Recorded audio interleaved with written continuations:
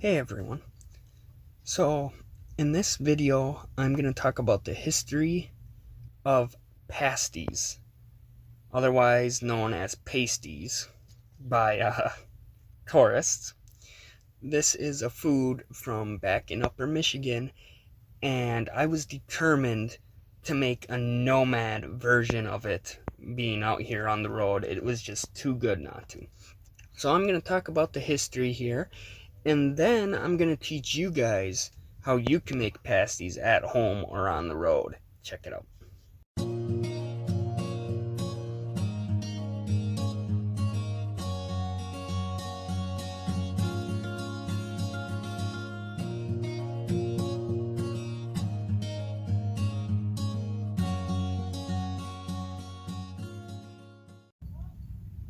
So, pasties actually date back way to medieval times. In medieval England, the year 1150 to be exact was the earliest records for pasties.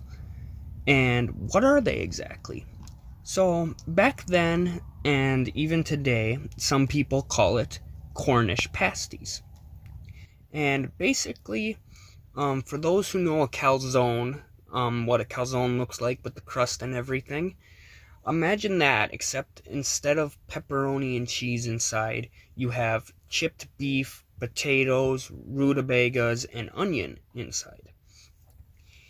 And while some people, and the most common use, is hamburger and beef, some people use venison, and even in 1350 London, there was actually a law about using rabbits in your pasties.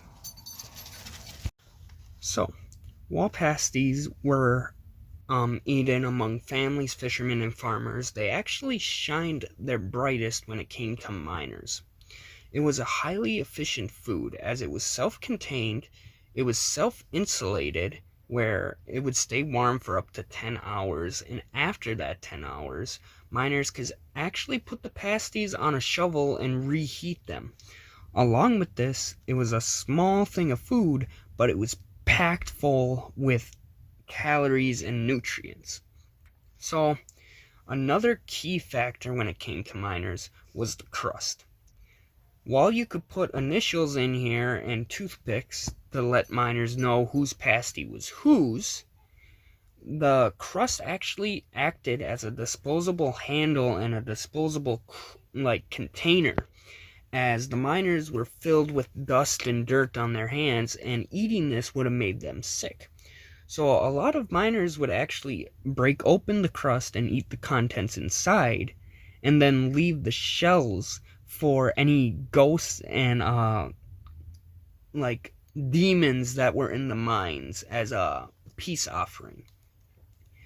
So in the 1840s, a couple years after Michigan actually became part of the Union, experienced miners from Cornwall actually immigrated into Upper Michigan to help kick off and develop the mines in the area. And although more Finns and Italians started to overcome the population of Cornwall miners, pasties stayed a very strong tradition.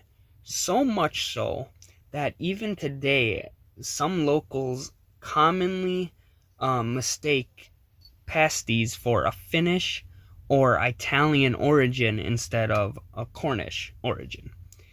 And every culture has its own twist. The Finns, for example, substituted carrots in place of rutabaga, and even today, this is a controversy. The other day when we went to pick up ingredients for pasties, actually, we met someone from Michigan, and the wife asked us what kind of ingredients we were using. And when we said we weren't using rutabaga, she laughed and said that wasn't a real pasty. That it wasn't a Cornish pasty, so it wasn't a real pasty. So there's a lot of controversy as in what ingredients can be used, because the traditional one uses sliced vegetables, where most the evolved pasties actually used diced vegetables. Some people say you should only eat them plain, but ketchup is very common, and lots of tourists actually ask for gravy with it even. Me personally, I like to put a little bit of cheese on mine. I know some other people that like to do that as well. But then I know other people that tell you you do absolutely do not put cheese on a pasty. So it really just comes down to everybody's preferences. But come 1957, when the Mackinac Bridge connected Upper and Lower Michigan, that's when pasties really became popular, especially known for being Michigan based, because they were brought down to Lower Michigan and started being sold along with the fudge to tourists that would visit. And on May 24th, 1968, the governor actually declared the first statewide Michigan Pasty Day in honor of the history of the pasty and to bring Yoopers, what people call the residents of Upper Michigan, and the residents of Lower Michigan together over a common food that they both shared and loved. And today, there is still festivals going on celebrating the pasty every single year. So, one of the big things with pasties can be that they're very time consuming and very messy. Now, being in the bus and being a nomad, I had to try to find what would be the best price, the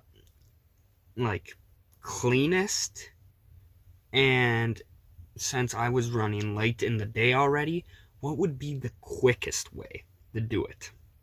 And I was trying to make enough for 3 people here. So I'm going to tell you guys the main ingredients, and this is basically the most basic pasty here. I called up my mom, and with her help, we came up with the most basic one you can make, quickest, cheapest, easiest, and it tasted amazing, tasted just like a pasty. So, if you want to make one pasty, you're going to need 1 pound of ground beef. At Walmart is where I got all my ingredients, and it cost $4.48 for 1 pound of ground beef. And then from there, you're going to want the Pillsbury frozen pie crust, and you could get that for $2.98. You're going to want 1 package. Then you're going to want the Southern frozen hash browns. I just got the normal potatoes. You can get ones with peppers and stuff in there. You can use that as well. But I just got the potatoes, 2-pound bag, and you could get that for $2.24. And then the last thing you need is 1 white onion, and that's 98 cents per pound. So in order to make one of these pasties, it comes out to about $10 for the most basic pasty. So now comes the fun part, cooking it. So the first step is you're going to want to take that frozen crust, and you're going to want it to thaw out to the point that you can basically form it. That's going to be towards the end, but you do want it to be thawed out enough that it's not frozen stiff.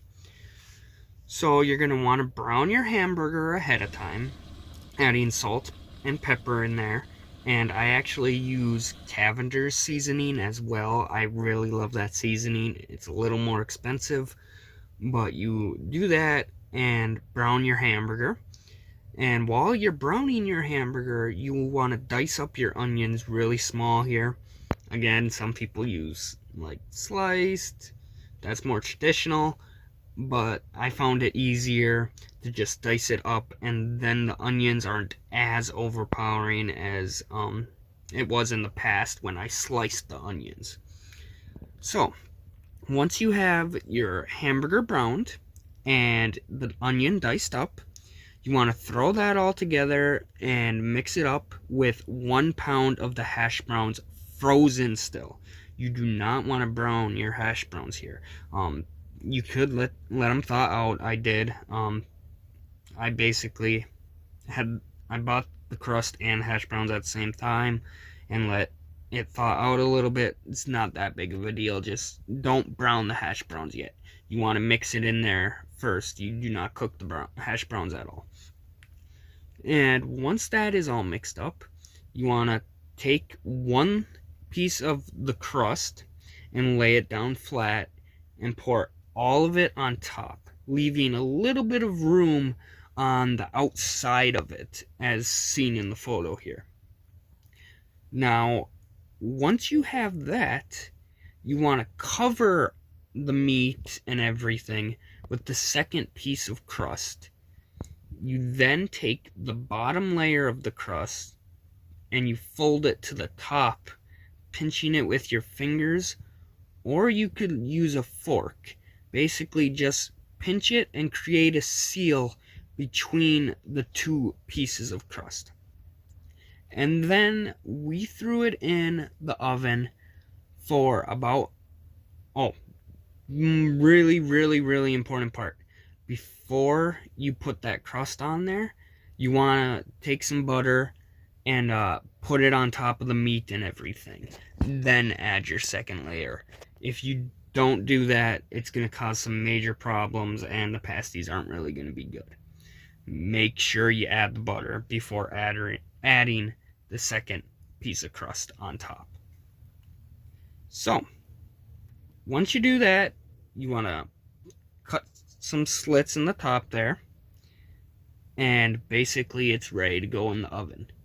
We put it in the oven at 350 degrees for 35-45 minutes, somewhere around there. Just watch until the crust looks golden brown, or where you folded it and pinched it. You almost want that part to be burnt even. That's a bit of an exaggeration, but if that part is burnt even, that means the rest of it should be perfect.